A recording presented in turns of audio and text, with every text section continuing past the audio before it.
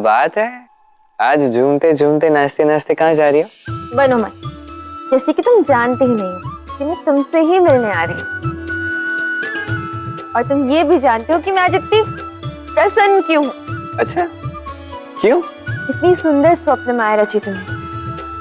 मुझे बिल्वन ही नहीं, मानसरोवर और कैलाश भी पहुंचा दिया मुझे। अब मेरे समक्ष तुम इच्छा प्रकट करोगी तो उसे तो पूर्ण करना होगा ना राधे।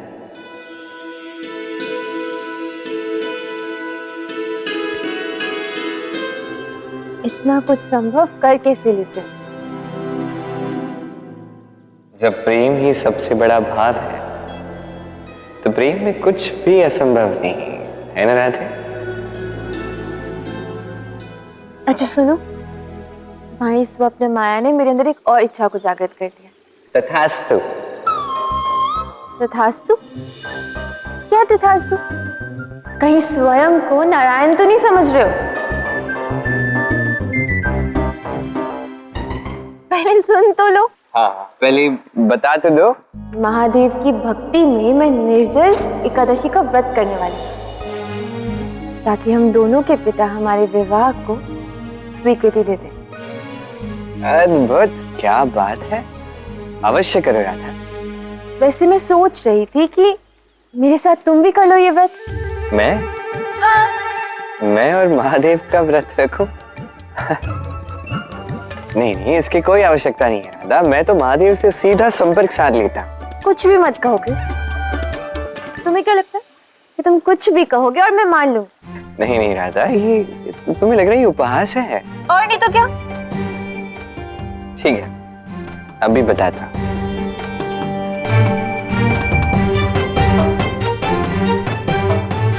महादेव।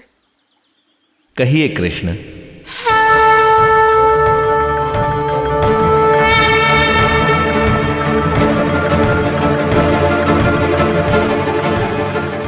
अब बताओ। अपनी ये माया ना बंद करो, बहुत हो गया समझे? बड़े आए महादेव से बात करने वाले। ये उपहास नहीं है राधा, अब मैं वास्तव में महादेव से ही बात कर रहा था। अच्छा, तो तुम सब कुछ कर सकते हो? तो ठीक है, इस व्रत की पूजा, शिव जी की पूजा मैं गोवर्धन पर्वत पर करना चाहती हूँ। वहां पूजा का अपना एक महत्व है, किंतु मेरे साथ वहां कोई जाने वाला नहीं है। इस विषय में तुम कुछ करके बताओ तो मैं मानूं। इतनी सी बात अवश्य हो जाएगा, तुम निश्चिंत रहो।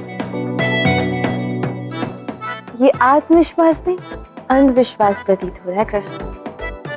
ये अच्छा नहीं है मायावी। ठीक, ध्यान रखूंगा। ध्यान रखना। अब सत्य से या माया से, किंतु राधा की इच्छा तो पूर्ण होगी ही होगी। आज की ये सभा एक गंभीर कारण से बुलाई गई है।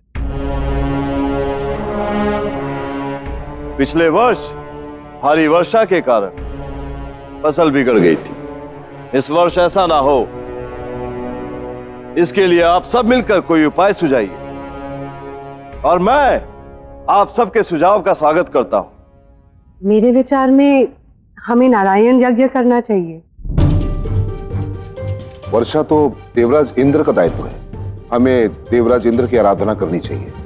उचित कहा मित्र, इंद्र की आराधना आवश्यक है और आपसे बेहतर इंद्र की आराधना कौन कर सकता है? परम भक्त जो ठहरे आप इंद्रदेव के।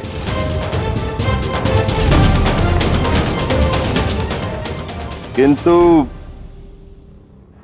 ये पूजा करेंगे कहां? यदि आपकी आज्ञा है तो मैं कुछ कह सकता हूं।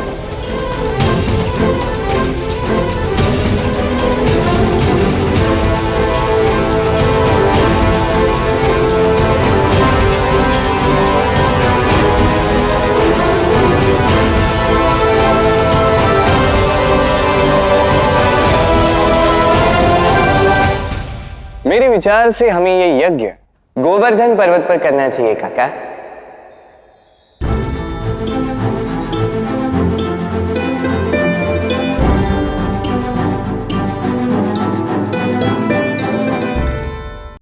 गोवर्धन पर्वत पर क्यों? जहां तक मैंने सुना है वहां की ऐसी मान्यता है कि वहां पे जो भी यज्ञ करोगे वो शीघ्र ही फलित हो जाते हैं, है न राधा? हाँ बाबा, बड़ी मान्यता है गोवर्धन पर्वत की। यदि ऐसा है तो ये पूजा गोवर्धन पर्वत पर ही होनी चाहिए। क्यों गुरुपत जी?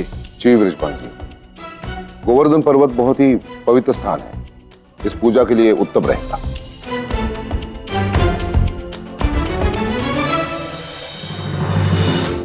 अब यज्ञ करने के लिए कोई मुझे गोवर्धन पर्वत तो ले जाएगा नहीं, केवल बाबा, काका और कुछ लोग ही जाएंगे।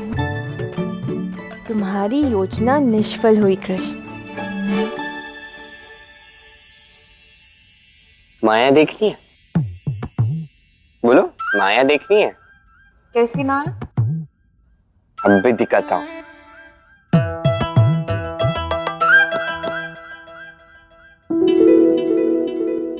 पलक झपकाना तो मुझे भी आता है। देखो देखो,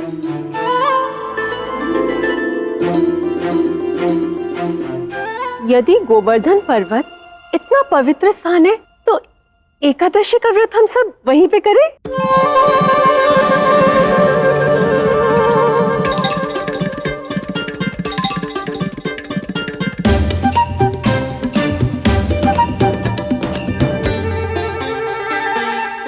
ये कोई माया नहीं, मैं जानती हूँ, तुमने पहले ही मैया को बता दिया होगा।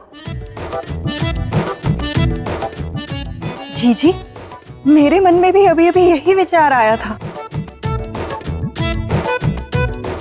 यशोदा, अभी अभी मेरे मन में भी यही विचार आया। हाँ, हमारे मन में भी यही विचार आया। हाँ, हमारे मन में भी यही विचार आया। हाँ, हमारे मन में भी यही विचार। यदि ऐसा है तो यही सही। गोवर्धन पर्वत पर पहले हम सब मिलकर इंद्रदेव की आराधना करेंगे और फिर अगले दिन सभी स्त्रियां निर्जला एकादशी का व्रत करेंगी।